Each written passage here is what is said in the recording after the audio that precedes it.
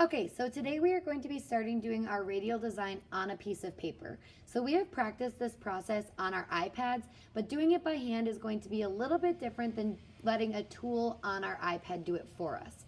So I like to call my quadrants 1, 2, 3, and 4. And the reason I call them this is because it's like a clock. So I think of this as 12 o'clock to 3 o'clock to 6 o'clock to 9 o'clock. So we start in one quadrant and move around clockwise. 1, 2, 3, and 4.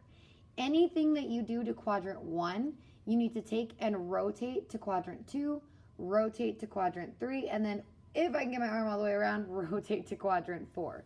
So one thing I want you to look out for is to make sure that you're not flipping things over the vertical line, flipping things over the horizontal line, or reflecting things over either line. So let me show you an example. If I start something here,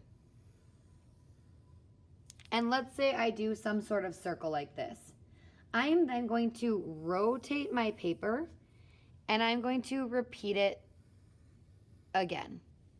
Then I'm going to rotate my paper and I'm going to repeat it again. And I'm going to rotate my paper and I'm going to repeat it again. Now you'll notice I did not do that perfectly. So honestly, because this one is a pretty different from my other ones, I might want to go back and erase this and do it again so that it matches a little bit better. But that is the process we are going to be working with. So let's start at the very beginning and let's do another one, and maybe I'll do this one a little bit nicer. All right. So let's say I'm doing then a line doing something like this.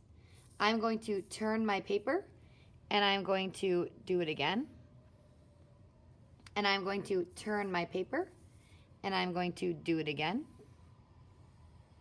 And I'm going to turn my paper and I'm going to do it again. Now, you will start to notice that there is going to be some sort of reflective aspect to the project.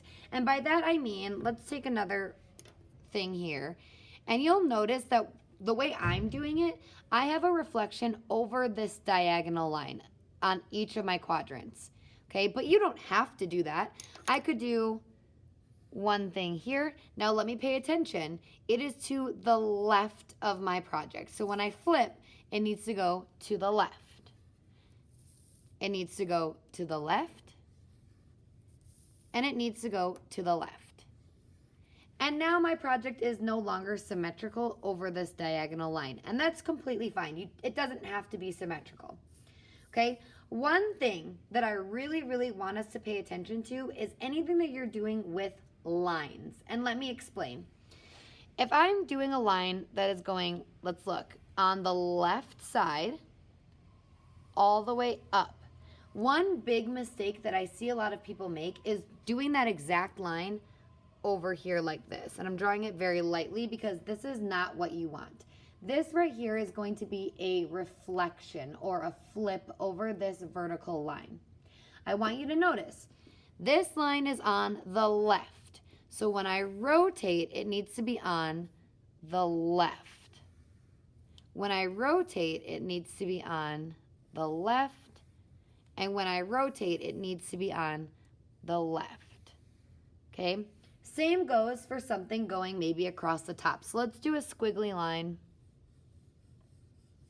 going like that. Now this squiggly line is not going to continue going over here. That would not be a rotation. So what I have to think is at the top going over. So I flip, it's at the top going over. I flip, or I rotate, excuse me, I rotate, it's at the top going over, and I rotate, it's at the top going over. Okay, so really make sure that you're paying attention to those lines and they're not becoming a flip or a reflection, but they're actually being rotated around the center.